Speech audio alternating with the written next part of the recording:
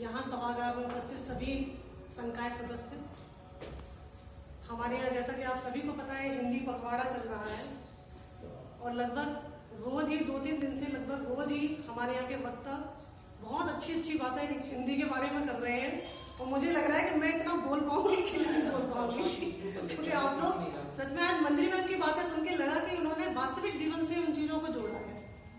बहुत अच्छी मंत्री मैम आपकी बातें लगी मुझे। हमारे यहाँ सभी विद्वान हैं और सभी ने अपने अपने अनुभव शेयर किए, सभी ने अपनी अपनी बातें कही कि हिंदी के लिए हम क्या कर सकते हैं। वास्तव में ये सप्ताह जो मनाया जा रहा है वो इसीलिए मनाया जा रहा है। दुर्दशा पे तो सभी रो रहे हैं, सभी कह रहे हैं हिंदी का क्या हाल हो रहा है, लेकिन मुख्य उद्देश्य यही है पखवाड़ा मनाने का कि हम जो दुर्दशा हो रही है हिंदी की, उस दुर्दशा को हम किस तरह से सही कर सकें और इसके लिए पहल कहीं ना कहीं हम ही लोगों को करनी होगी।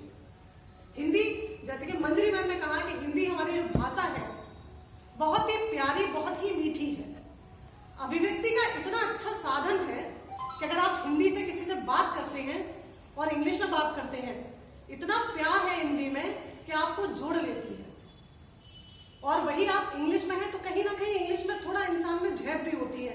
अच्छा, पिछले आप जैसे अब तो ये पत्र लिखने का चलन नहीं है, जैसे हम लोग जब थे ग्रेजुएशन में थे या वैसे थे तो हम लोग पत्र लिखते, लेटर लिखते थे अपने अपने घरों में, हॉस्टल्स में थे तब। आप सोचिए हम पत्र लिखते वक्त अपनी कितनी भावनाओं को उड़ेल देते थे उन पत्रों में, लेकिन इंग्लिश में वो चीजें नहीं हो सकती। उन पत्रों में हम अपनी एक एक बात को, एक एक भाषा को, एक एक भाव को, ऐसा पत्र होता था, मेरी दोस्तों की तरफ से भी आता था, मेरी सहेलियों की तरफ से भी आता था, मैं अपने माता पिता को भी लिखती थी जब हॉस्टल में रहती थी। तो उन पत्रों को आज भी अगर खोल के देखती हूँ तो आंखों में आंसू आ जाते हैं, क्योंकि वो भाव थे। वो भाव हमें किसने दिए? हमारी भाषा में। शायद वो पत्र अगर मैं इंग्लिश में लिखती, अंग्रेजी में लिखती तो उनका उतना भाव नहीं होता, ना तो हमारे माता पिता ही इतना समझ पाते उसको और रद्दी की टोकरी में पड़ जाते हैं कि हमारे बच्चे से लिखा क्या है। तो हमारी जो भाषा है हिंदी है वो वास्तव में बहुत महान है। ऐसी भाषा है, प्रत्येक युग में जो कहते हैं ना भाषा का विकास होता है, भाषा का विकास हमेशा प्रत्येक युग के लेखकों के द्वारा अधिक हुआ है। लेखकों ने, जितने भी हमारे विचारक हुए हैं, लेखक हुए हैं, कवि हुए हैं, उनके माध्यम से भाषा का प्रचार प्रसार हुआ है। आज हमारे देश में 14 सितंबर आते ही या सितंबर माह आते ही शुरुआत हो जाती है कि हमें हिंदी दिवस मनाना है, हिंदी पखवाड़ा मनाना है, हिंदी सप्ताह मनाना है और राजभाषा बनाम राष्ट्रभाषा के लिए, उद्धार के लिए, इसकी दिशा दुर्दशा संभालने के लिए औपचारिकता मात्र हो रह जाती है कि प्रत्येक कार्यालय में या स्कूलों में, और औपचारिकता ही हो रही है, मुझे जैसा लगता है। क्या किसी भी भाषा को एक दिन में हम उसको मजबूत कर सकते हैं?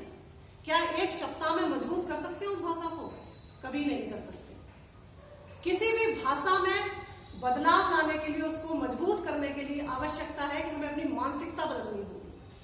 हमारी मानसिकता कमजोर है और हम देखिए जो हमारे हिंदुस्तानी हैं वो फॉलो करने में बहुत विश्वास रखते हैं, नकल करने में बहुत विश्वास कर सकते हैं। अंग्रेजी क्राउन तो चला गया कि उस क्राउन का स्थानांतरण हो गया है, लेकिन हमारा कहीं ना कहीं हम आज भी गुलाम हैं। और कारण भी है, भारत पर बहुत सारे आक्रमणकारी आए, डच, मंगोल, मुगल, बहुत सारे, पुर्तगाली, और हर कोई आया है, हर किसी ने अपनी अपनी संस्कृति यहाँ पर फॉलो कर रही है, चाहे बल से, चाहे किसी भी प्रकार से, और हम लोगों ने की है आज। इसीलिए कहीं ना कहीं भारत में बहुत सारी विविधताएं हैं, हम संस्कृतियों का मेल हो चुके हैं और हिंदी कहीं ना कहीं इसी कारण विलुप्तता की ओर भी चल रही। मैं ये नहीं, कल से हमारे यहाँ सदन में 2 पक्ष हो गए हैं कि हिंदी बहुत ही सबल है, इस समय विश्व में हिंदी 4थे नंबर पर बोली जा रही है और हिंदी बहुत ही मजबूत स्थिति में। मैं इस चीज को कतई मानने को तैयार नहीं हूँ कि हिंदी हमारी मजबूत है। अगर हमारी हिंदी मजबूत होती तो आज हम ये हिंदी दिवस और हिंदी पखवाड़ा नहीं मना रहे होते। कहीं ना कहीं आपने कभी मजबूत का दिवस मनते देखा है? हमेशा महिला दिवस, मजदूर दिवस क्यों मनाए जाते हैं? कभी थानेदार दिवस मनते देखा है आपने? कभी नहीं, क्योंकि दिवस किसका मनता है? जो कमजोर होता है। तो हिंदी के लिए हम क्या कर रहे हैं? कमजोर है तभी तो उसको बढ़ावा देने की कोशिश कर रहे हैं कि भाई एक हफ्ता मनाएंगे, राजकीय कार्यालयों में इसके लिए बातें होंगी और हमारे स्कूल कॉलेजेस में इसके लिए बातें होंगी, इसके उत्थान के विषय में चर्चा होगी।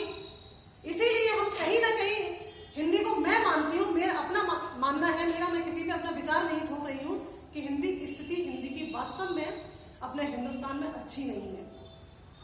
हमारे उत्तर भारत में हिंदी अधिकतम बोली जा रही है। 2019 का माध्यमिक शिक्षा परिषद का जो रिजल्ट आया था, उस रिजल्ट में लगभग 10 लाख छात्र अनुत्तीर्ण हुए थे। उसमें से 2.5 लाख छात्र थे वो इंटरमीडिएट में, और लगभग 5,70,000 छात्र थे वो हाई स्कूल में। और बड़ा ही आप लोगों को सुनकर आश्चर्य होगा कि बच्चे वो हिंदी विषय में फेल थे सर।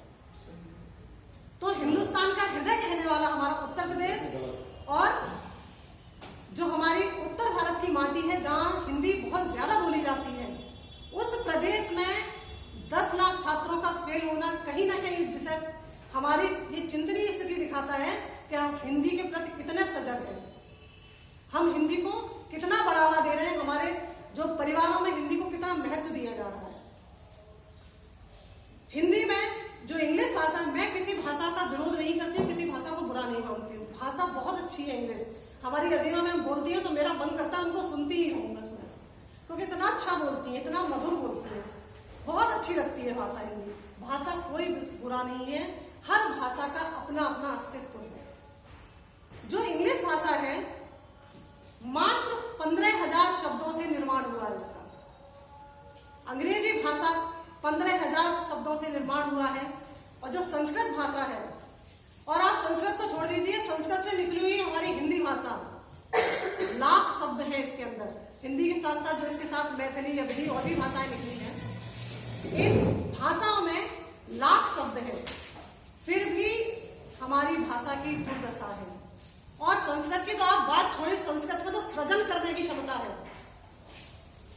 इंग्लिश में सृजन करने की क्षमता नहीं है। इंग्लिश में आपने देखिए एक शब्दों के दो अर्थ होते हैं, है ना, बच्चे वहीं कंफ्यूज भी हो जाते हैं उन चीजों को लेकर। लेकिन हिंदी में सृजन करने की क्षमता है, संस्कृत में सृजन करने की क्षमता है, लेकिन फिर भी हम अपनी भाषा को कहीं ना कहीं इग्नोर कर देते हैं। बात यह भी है, और सबसे बुरा हाल सर हमारे यहाँ महानगरों में हो चुका है, छोटे शहरों में फिर भी हिंदी का अस्तित्व बकाया है, लेकिन महानगरों में आपको बुरा ही हाल है। वहां पे तो जितनी भी बिल्डिंग्स हैं उन पे इंग्लिश नाम, अंग्रेजी में नाम लिखे होंगे, कार्यालयों में इंग्लिश में नाम लिखे होंगे, विद्यालयों में इंग्लिश में नाम होंगे, जो व्यवसाय है वो भी इंग्लिश में है। वहां पे तो आप इंग्लिश 4 बोलने वाले खड़े हैं और आप खड़े हो गए, आप हिंदी में बात कर रहे हैं तो आपको गवार की श्रेणी दे दी जाएगी, आपको अरे ये तो हमारे स्टेटस के लायक नहीं है। तो ये स्थिति है। और कहीं मैं नहीं मानती कि कोई भी भाषा के लिए हमें कार्य करना नहीं चाहिए, करना चाहिए। और जैसे कि मंजरी मैम ने कहा, हमें शुरुआत अपने परिवारों से करनी है, अपने घरों से करनी है, अपने बच्चों से करनी है। पहले हम अपने परिवारों से उस मानसिकता को बदलें कि इंग्लिश ही सब कुछ नहीं है, हिंदी अपनी मातृभाषा को सीखें। पहले जब सरकारें, हम कहते हैं हिंदी राष्ट्रभाषा हमें करनी है, राष्ट्रभाषा जो हिंदी भाषा है उसको राष्ट्रभाषा बनाना है, तो ये भारत में संभव नहीं है कि हिंदी को हम राष्ट्रभाषा का दर्जा दे दें। उसके बहुत सारे राजनीतिक कारण हैं कि भारत है जो कई प्रांतों में बटा है, इसके रीजन अलग अलग लैंग्वेजेस हैं, और वो नेता कभी भी नहीं चाहेगा, कोई भी नेता के राजनीतिक कारण उनकी पार्टी में कहीं से भी कैसा भी घटाव आए, कुछ भी उनके वोट बैंक है वो कहीं भी कम हो भाषा के चक्कर में। तो ये बहुत बड़ी विडंबना है हमारे देश के साथ। आपने देखा होगा इतिहासों में भी कि जब सरकारें, जब राजाएं, और जब इनके कारण कोई बदलाव नहीं आया, तो ये बीड़ा उठाया हमारे समाज के लोगों ने, हमारे आम नागरिक ने, समाज के लोगों ने। और हिंदी किसी भी चीज, किसी भी क्षेत्र में अगर बदलाव लाया है तो समाज के लोगों ने फिर शुरुआत की वहां से। और ऐसा ही आपको कुछ उदाहरण मैं बता रही हूं। अहमदाबाद का एक उदाहरण दे रही हूं। अहमदाबाद में जो आपका जैन समाज है, जैन समाज के द्वारा एक सर विद्यालय चलाया जा रहा है जिसका नाम है हेमचंद्रा संस्कृत पाठशाला। उस पाठशाला की खासियत यह है कि उस पाठशाला में जो पढ़ाई होती है वो संस्कृत, गुजराती और हिंदी माध्यम से पढ़ाई होती है। 12 वर्ष तक जो बच्चे हैं इंग्लिश नहीं पढ़ते हैं इसमें, और भारत के ज्ञान विज्ञान की 72 कलाओं में शिक्षा दी जाती है। इसके संचालक जो उत्तम भाई जी हैं, वो जितनी भी मैकाले सिद्धांत से, मैकाली पद्धति से पढ़ने वाली जो शिक्षा है उन डिग्रियों का बहिष्कार करते हैं। और यहाँ का बच्चा, जो उत्तम भाई जी यहाँ के कहते हैं कि मेरे संस्थान का पढ़ा हुआ बच्चा किसी भी मैकाले जो इंग्लिश मीडियम विद्यालय है, जो मैकाले सिद्धांत से पढ़ने वाले बच्चे हैं, उन बच्चों का मुकाबला बखूबी कर सकता है। और ये प्रूव भी करके दिखाया वहां के बच्चों ने कि यहाँ का बच्चा एक गणित का इंटरनेशनल प्रतियोगिता हुई थी इंडोनेशिया में, वहां से प्रथम स्थान प्राप्त करके आया। और ये बहुत ही परचम लहराने वाली हमारे देश की बात है कि एक हिंदी मीडियम का बच्चा अंतर्राष्ट्रीय स्तर की एक परीक्षा पास करके आया। और यहाँ पर हमारे उस समय के जो केंद्रीय मंत्री, मानव संसाधन विकास मंत्री प्रकाश जावड़ेकर ने उसको सम्मानित भी किया था। ऐसा ही आपको एक उदाहरण और दे रही हूँ मैं। इंदौर में देवी अहिल्या जो विश्वविद्यालय है, इसमें स्कूल ऑफ इकोनॉमिक्स की एक कहानी है। जिस तरह से कहते हैं ना, हमारे स्कूल्स में बहुत ही बाध्यता है टेक्निकल एजुकेशन में कि वहां पर इंग्लिश में ही लिखा जाएगा, जो आंसर्स है वो इंग्लिश में ही देने होंगे, बच्चे हिंदी में उनको नहीं लिख सकते हैं। तो यहाँ का एक किस्सा बता रही हूँ। स्कूल ऑफ इकोनॉमिक्स में एक बच्चा था, विनय कुमार, MBA का छात्र था। उस छात्र ने जब उसका MBA का एग्जाम था, जो प्रश्न पत्र इंग्लिश में आया था, उस प्रश्न पत्र को उसने उसके आंसर सब हिंदी में दे दिए। क्या हुआ, जब रिजल्ट आया तो उसका लिस्ट उत्तीर्ण छात्रों, मतलब उसका लिस्ट में नाम ही नहीं था, उत्तीर्ण था छात्र। जब बच्चा कॉन्फिडेंट था पूरी तरह से कि मैं पास होऊंगा, उसने फिर उस समय के जो DN थे वहां के और प्रोफेसर PN मिश्रा जी, उससे वो बच्चा उनके पास गया। उन्होंने कहा कि मैंने पेपर दिया है, बहुत अच्छा हुआ है मेरा पेपर, लेकिन मैं अनुत्तीर्ण हूँ, मुझे उत्तीर्ण नहीं किया गया है। तो उसने एक एप्लीकेशन लिखी और उस एप्लीकेशन के माध्यम से उसकी कॉपियां दोबारा कॉपियां निकलवाई गई। बहुत आश्चर्य हुआ देख के, उसकी कॉपियों को जांचा ही नहीं गया। रीजन ये था कि उसने हिंदी में आंसर दिए थे। तो फिर ये बहुत ही शॉकिंग न्यूज थी कि किसी बच्चे ने, चाहे वो हिंदी में आंसर दिए चाहे इंग्लिश में दिए, उसके अगर आंसर ठीक है तो उसको पास करना चाहिए, लेकिन वहां पर उसको फेल कर दिया, मतलब कॉपियां ही नहीं जांची गई थी उसकी। तो वहां के डीन ने एक बहुत ही अच्छा प्रयास किया कि उन्होंने all India council for technical education के लिए एक पत्र लिखा। और उस पत्र में लिखा, क्या टेक्निकल एजुकेशन में, जो तकनीकी शिक्षा है, उसमें अंग्रेजी में उत्तर लिखना की बाध्यता है? तो वहां से कोई जवाब नहीं आया, लेकिन विश्वविद्यालय ने अपने स्तर से कह दिया कि अपनी जो हमारी मातृभाषा है, जो हमारी रीजनल लैंग्वेजेस हैं, उसमें हम आंसर दे सकते हैं। ये तथ्य, इस तरह की चीजें समाज में जो बदलाव लाने की हम बात कर रहे हैं, सरकारें कभी बदलाव नहीं ला पाएंगी। बदलाव लाने के लिए हमें स्वयं जगना होगा, और ऐसे छोटे छोटे प्रयास ही हमें अग्रसित कर सकते हैं अपनी भाषा को बढ़ावा देने के लिए, अपनी भाषा को उत्तम बनाने के लिए।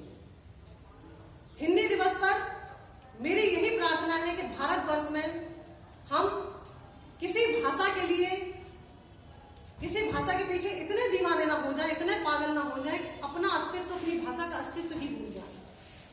और हिंदी दिवस कब तक मनता रहेगा?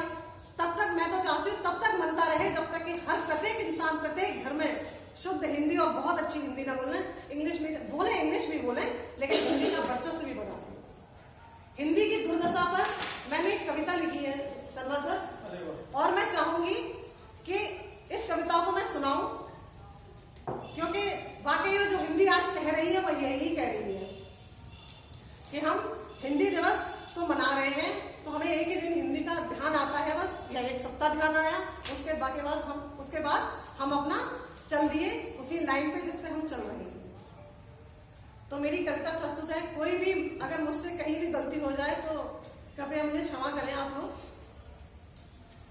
आज हिंदी दिवस पर विचार आया, आज हिंदी दिवस पर विचार आया, मातृभाषा पे अपनी दुलार आया, मातृभाषा पे अपनी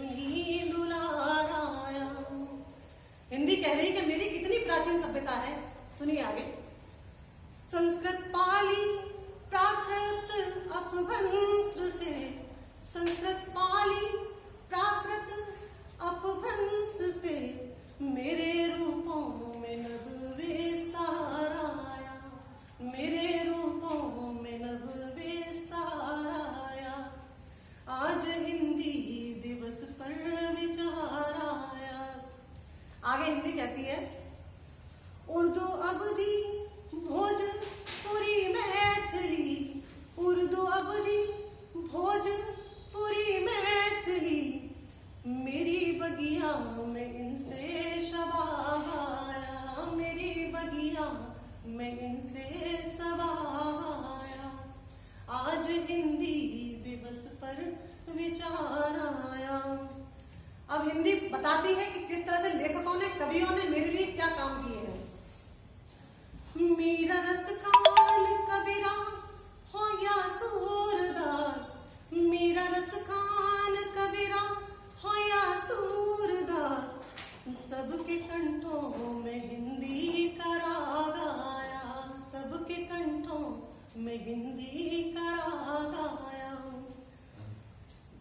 पंत बच्चन निराला या दिनकर कवि, पंत बच्चन निराला या दिनकर कवि, काव्य में सबके हिंदी का साज आया, काव्य में सबके हिंदी का साज आया। अब आगे हिंदी बोलती है, तुमने गैरों को सारा जहां दे दिया। हिंदी कहती है कि आज मेरे अस्तित्व पे सवाल खड़ा हुआ है, आपने इंग्लिश को इतना महत्व दे दिया है कि मेरा अस्तित्व ही खतरे में कहीं ना कहीं आ गया है। तुमने गैरों को सारा जहां दे दिया, मेरे हिस्से में टूटा मकान आया, मेरे हिस्से में टूटा मकान आया। बोलती व्यर्थ क्यों तुम जतन कर रहे, बोलती व्यर्थ क्यों तुम जतन कर रहे, ना कभी एक दिन में बदलाव आया, ना कभी एक दिन में बदलाव आया। अब हमें सोचने की आवश्यकता है कि हम हिंदी को किस तरह से बढ़ा सकते हैं। है चुनौती बहुत ही बड़ी साथियों, है चुनौती बहुत ही बड़ी साथियों, क्या बदलेगी